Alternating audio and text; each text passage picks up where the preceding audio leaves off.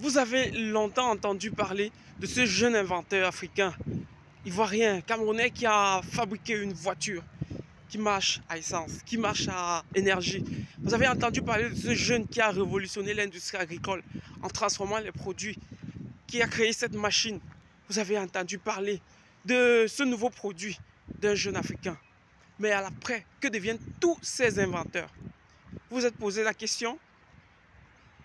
Ailleurs, quand on met en avant un inventeur, alors c'est pour que les services du pays puissent se rapprocher de lui, pour essayer de comprendre son invention et développer cela pour créer une vraie révolution industrielle, pour créer un produit 100% made in Africa. Voici l'exemple de ce jeune Ivoirien qui a mis sur pied cette belle voiture, un produit carrément fini, il y a plus de 2 ans. Mais qu'est-il devenu? Nous avons des exemples tant parlants.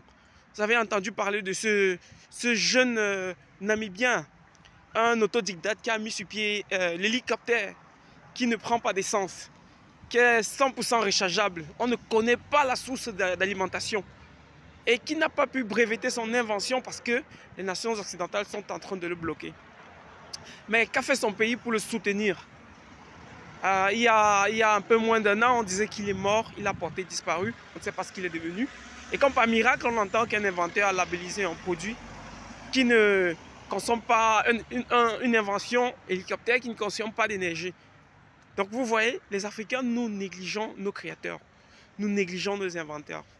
C'est une preuve encore que le néocolonialisme a su nous diviser, le néocolonialisme et la colonisation a su mettre nos dirigeants contre la jeunesse, contre les peuples.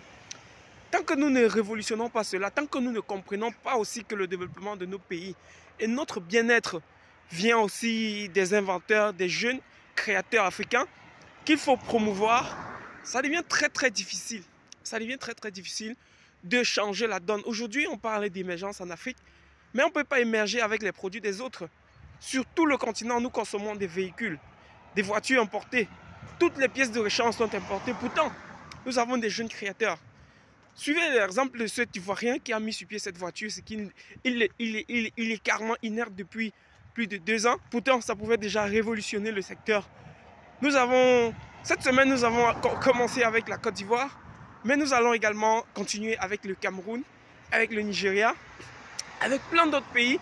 Et nous avons fait la comparaison entre ceux qui travaillent avec leurs jeunes inventeurs, mettent sur pied des startups et des entreprises qui deviendront plus tard des multinationales, et ceux qui négligent leurs créateurs. Et qu'est-ce qu'ils deviennent? Merci d'avoir suivi la chronique de Monsieur l'Africain. Si tu ne t'es pas encore abonné à notre chaîne, c'est le moment de le faire. Car ici, nous allons révolutionner ensemble l'Afrique.